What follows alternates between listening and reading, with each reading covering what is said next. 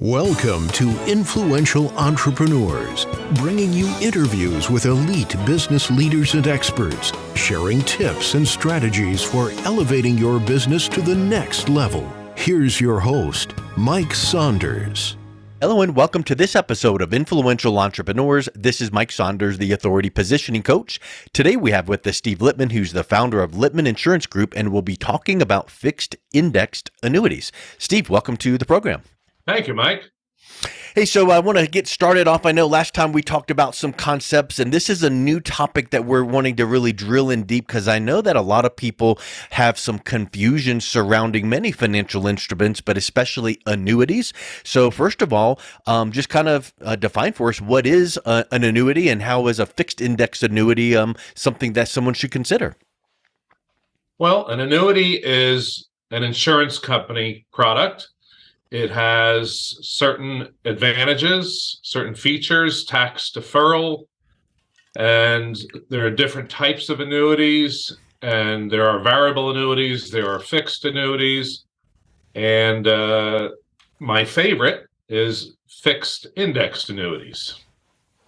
Now, obviously, so when I hear insurance, I feel like, okay, good. Safety is a aspect of an annuity that people might need to realize. So talk a little bit about safety, and then let's roll right into, I know you said there's different types, variable, and that to me goes, whoa, hold on. I don't know about variable because when I think of variable in the stock market, I think of risk and volatility. But if it's variable within an annuity, maybe there's still some safety there. But talk now about the benefit of fixed, because now you've got two layers of protection there. It's fixed returns and it's within issued by the insurance company. So you've got a couple layers of protection there, right?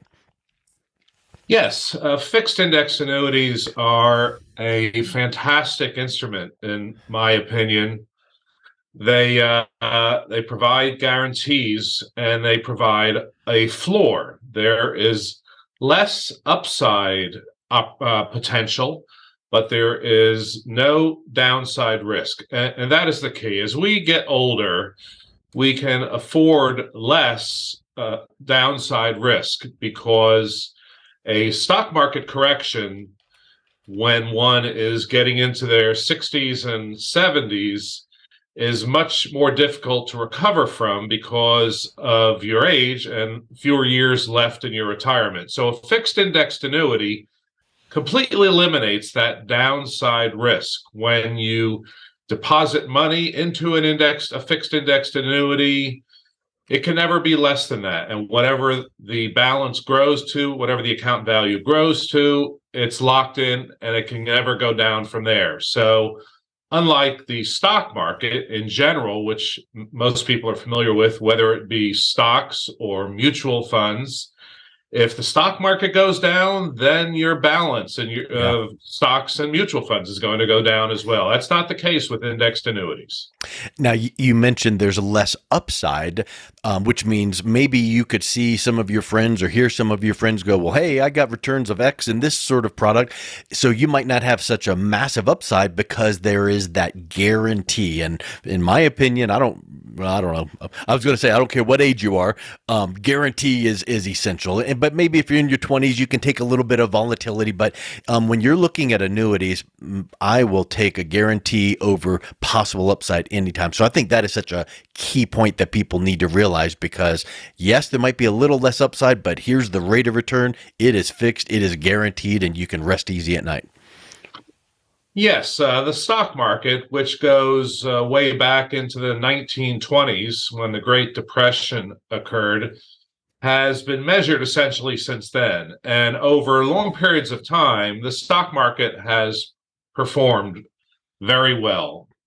But when you have fewer years, again, there is the risk. If you're talking about just a few years of market correction, as it's called, and not having enough years left in your life or your retirement years for it to recover.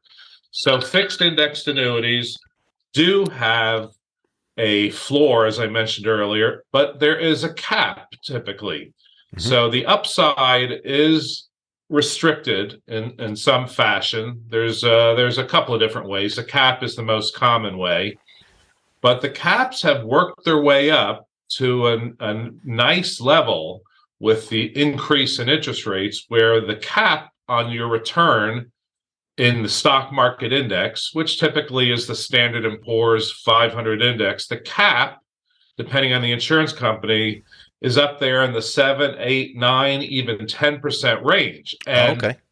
historically, the return in the stock market is in the 7, 8% area. So the caps have worked their way up above the historical return of the stock market itself. So they have become particularly attractive in this day and Yeah. age. That's a really good point to bring up, because I know we don't want to talk about what kind of rate of return in fixed annuities, because you can hear this on one day and the rate of return is X, and then 6 months later it's going to be different. So we don't care about the numbers really. We want to talk about it's fixed, it's guaranteed. There's no risk of losing your money. But that cap is an interesting explanation you just gave, because if the cap gives you a little bit of breathing room to go, well, hey, you could go as high as X, it's going to cap here. Well, that still gives a lot of runway. It made me wonder about another question. When someone is talking with you and you're putting them or recommending a fixed index annuity, does the client know the rate, whatever the rate is, but do they know what the rate is at the time of going in, to where it's like you're going to get X interest rate, or do you have to wait till the end of the year to see where things ended up? Yes, the cap is established at the beginning of each year that you own the annuity contract. So at the outset, it is designated as a certain number, and then it's guaranteed to stay at that cap for 1 year. And the cap can be modified at your 1-year policy anniversary. It's important to choose an insurance company that has a history of maintaining the cap at or close to the level that it was the prior year, because the insurance company, it is important for the customer to know, does have the right to lower the cap. It could be 9%, and they could lower it to 7% if they want. But if you can choose the right insurance company, and your caps are likely to remain more stable over time. Yes, stable, guaranteed. I love that. Can you compare, like I think of when people think about where are the safest places to put my money, this product is very, very safe. What are the returns compared to like a traditional CD? Are you going to find that these are, again, not mentioning rates because those are going to change, but are annuities, fixed index annuities, typically going to give better returns than a CD, or about the same, or how does that look? Annuities in general have a number of key advantages compared to something like a CD, which is a bank product. Mm-hmm. One of them is tax deferral. One of them is higher rates, typically 1.5% to 3% higher return than you would get in your bank CD. Another advantage of annuities in general is the ability to bypass probate at death. Probate are the fees attorneys collect when your estate is settled. So dying with an annuity is a more favorable thing than dying with a CD. And the final advantage of annuities in general that CDs don't have is protection from creditors. So you have an instrument that is growing tax deferred, which a CD doesn't offer at a higher rate typically than a CD, with protection from creditors and the ability to bypass probate at death. Those are some really interesting benefits that I think people typically, like I've talked to a lot of people about annuities and I've never heard those before. That's really powerful, with some extra protection levels and things like that. So that's really, really excellent. And of course, those are some great upsides. Are there any potential downsides for an annuity? The negatives to annuities, which I discuss with all of my clients, would be there are surrender charges. Okay. And that is the number one objection that people have to a fixed indexed annuity.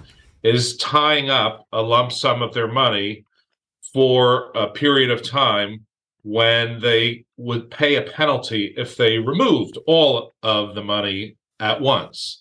There are 10% per year free withdrawal features built into nearly all fixed indexed annuities. But I make it very clear to people that if you want your $500,000 and whatever it's grown to back at any point in time during the surrender charge period, you are going to pay a surrender charge penalty. So one has to understand that up front and choose a chunk of money that they're repositioning from their existing assets that they're comfortable with not being able to get it all back without penalty during the first 5 years or 7 years or even 10 years. The surrender charge periods are typically 5, 7, or 10 years. So that's something good to keep in mind in planning, because you'd never want to put all your eggs in one basket. So you would never put your entire, retirement fund into an annuity. But those are some of the things to keep in mind. And I know that one of the drawbacks of a CD is, well, you lock it up for a year or 2 or 3, whatever. Well, these are the surrender charges in an annuity that could be longer period of time. But as long as you know that that's what it is, and that fits within when you most probably would need the funds, then those other protection features come in. So if there was a surrender charge, so if someone was within that 5 to 10 year period, they need it in year 3, let's say, if you accessed it, you're going to pay a surrender charge, but also wouldn't that trigger potential tax implication because you're pulling money out of an annuity? Yes. When you take money out of an annuity that is non-qualified, meaning it's money that was not in an IRA or a 401k that you're moving into an annuity, that's referred to as non-qualified money. That money, the principal that you're putting in, it has been taxed already.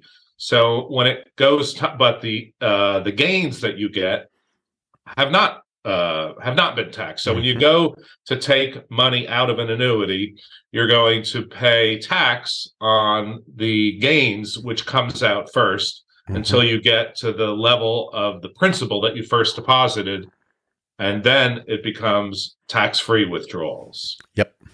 So like with most things, we're talking about some of these layers of, kind of like if this, then that. If you're this age and you need money in this period of time, then you should consider XYZ. Well, some of these things we're talking about with some of the surrender charges or potential tax, you can't just Google that and go, oh, then here it is. And then even if it's an annuity, is it the right kind of annuity? Is it the right insurance company that it's associated with? So all of that ties into working with someone like yourself that can guide the process, ask the right questions, make sure that it's the right decision. So I think that's so important that people need to realize, because there's some things that we can just go out online and go click, set up, thank you. But these are things that start really getting into strategically structuring them to make sure you're getting the most benefit.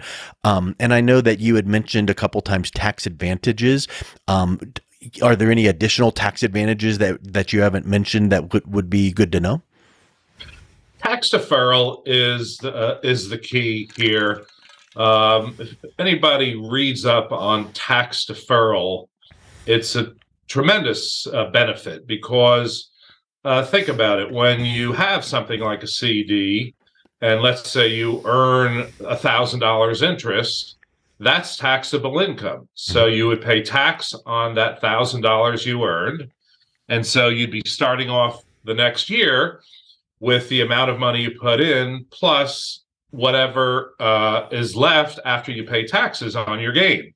So if that happens every year where you are paying taxes on the gain, when you get to the end of the period of time that you're measuring, you're going to have less money than if the taxes are deferred over 3, 4, 5, 7, 10 years. So tax deferral results in more money at the end of a period of time than you're measuring than if you don't have tax deferral. So that would be the key tax advantage of any sort of annuity. And if you're putting taxes off down into the future, then you would want to make sure that that is the right plan for your tax bracket, because maybe that's a good thing, because if you're pushing them on down the road and then you're at a certain tax bracket where maybe you're retired and you're not earning the bigger money you were, that could work to your advantage to go, okay, that's a good thing. I've got my growth throughout these years and now I'm putting the taxes off till down the road. So that could work in someone's benefit too, potentially. Yeah, that's an excellent point, Mike. It's a couple other things that it's important to understand about indexed annuities is that insurance companies a number of years ago found that some insurance agents without scruples were asking people for too much of their money and selling indexed annuities to the wrong people.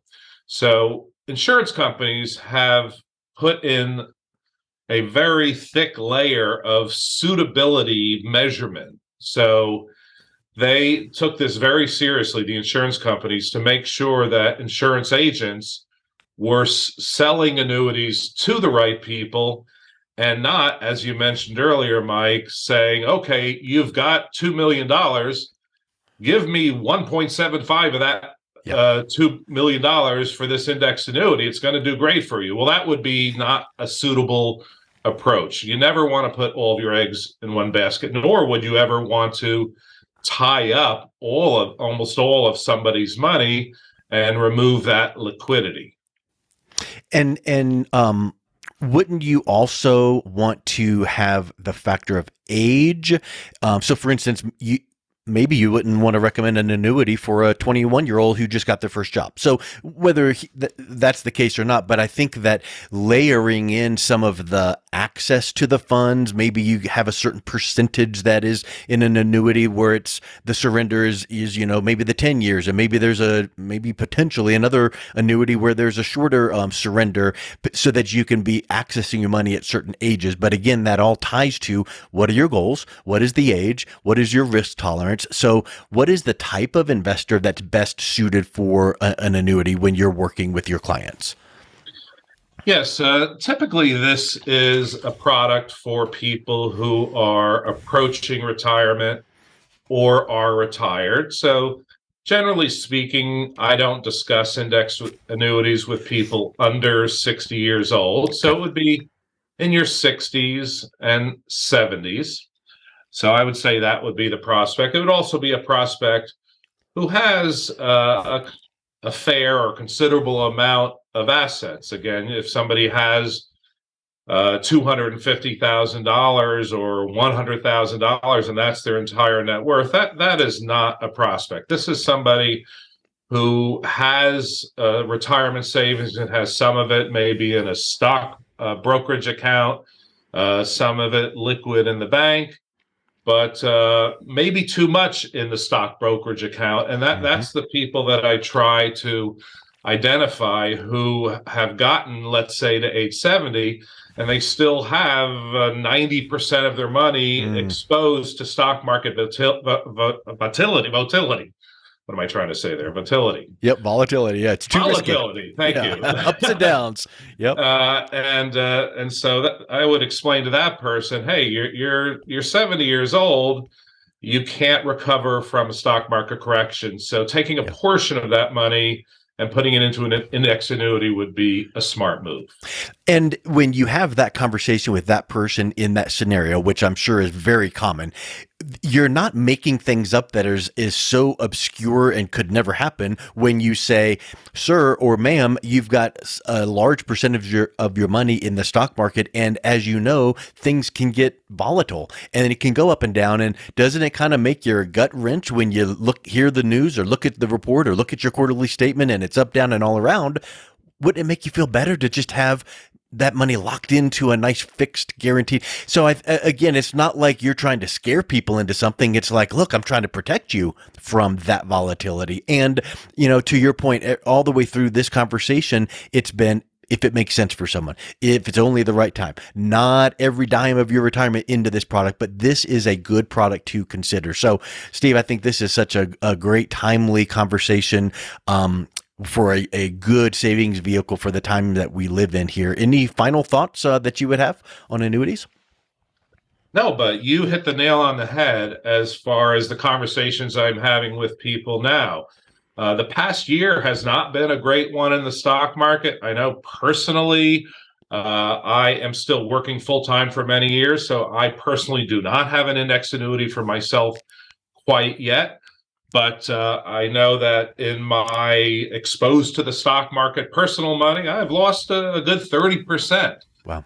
Fortunately, I plan on working for another 15, 20 years. And so essentially that is not something that's a major concern of mine. The press, the experts are talking about a possible recession in 2023. So the timing for the person, again, who is approaching retirement or retired, and the timing might be perfect now for an indexed annuity to complement their other investments. And to find out, have you give a good objective opinion, maybe a second opinion? What's the best ways that someone can learn more and then reach out and connect with you, Steve? Well, please call me at 561-289-5721, or you can email me at stephenalippman@gmail.com. That's STEVENALI P as in policy, MAN @gmail.com. Excellent. Well, Steve, thank you so much for coming back on. It was a real pleasure talking with you today. Thank you, Mike. You've been listening to Influential Entrepreneurs with Mike Saunders. To learn more about the resources mentioned on today's show or listen to past episodes, visit www.influentialentrepreneursradio.com.